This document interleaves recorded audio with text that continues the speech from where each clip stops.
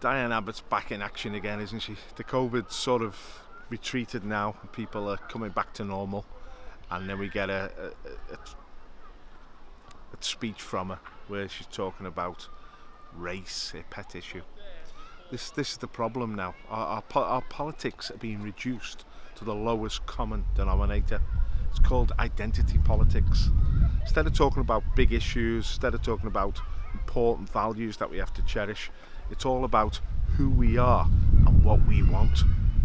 So Diane Abbot has said that the black and ethnic communities, and then she included the Muslims in this, they've all got to stick together, she said, so that the whites can't play divide and rule.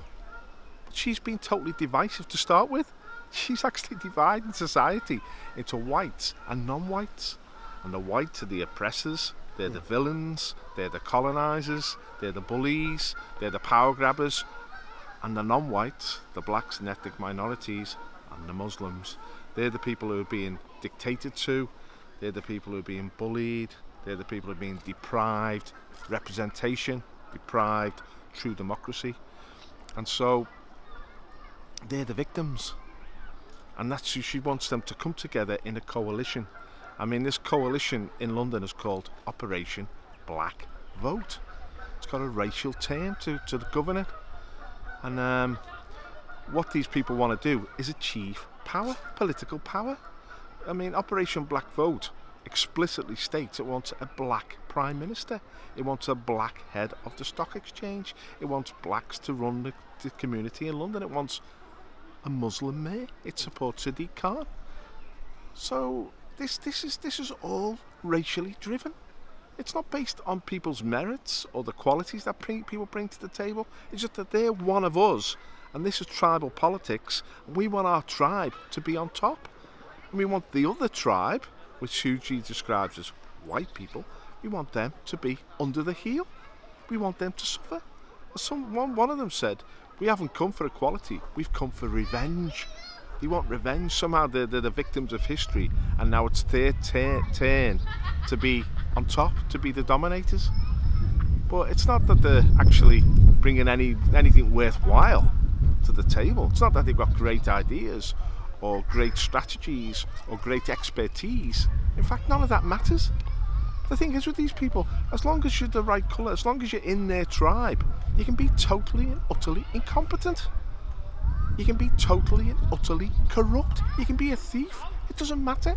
All that matters is that you got the brass neck to keep pointing the finger at white people and accusing white people of this and that, of discrimination, of racism, of abusing us.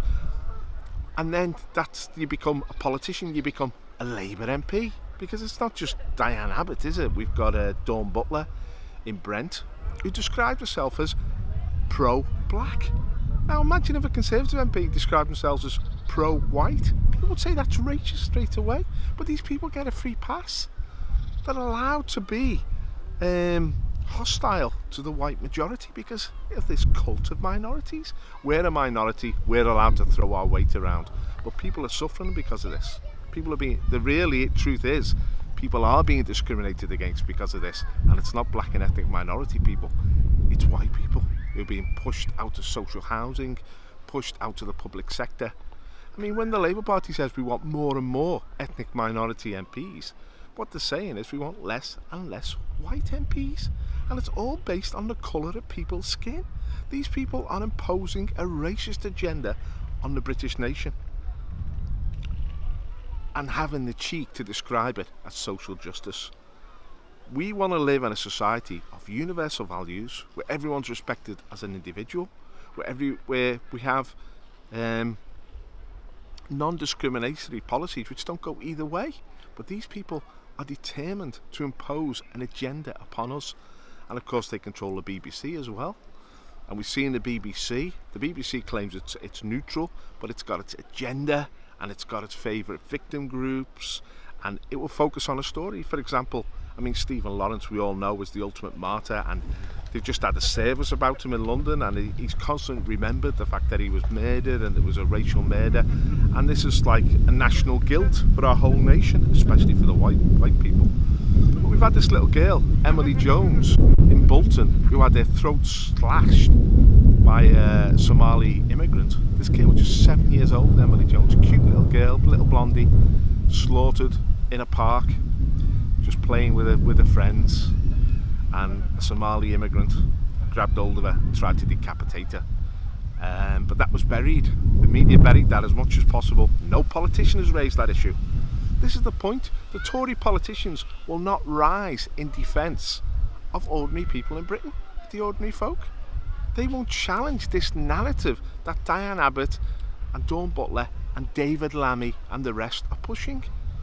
And what they will use, I mean, David Lammy said there was like too many white people on the Grenfell committee, and Sadiq Khan said there was too many white men on the transport committee in London, and Diane Abbott said they don't want blue-eyed blonde-haired nurses in Hackney where she's the MP. They're constantly making accusations on the basis of race, and they're getting away with it, and it's shocking. It's got to be challenged politically, and it's got to be challenged soon, because these people are taking far too much ground and we'll all suffer as a consequence. So wake up to the reality of what we face in this country. We have to fight back.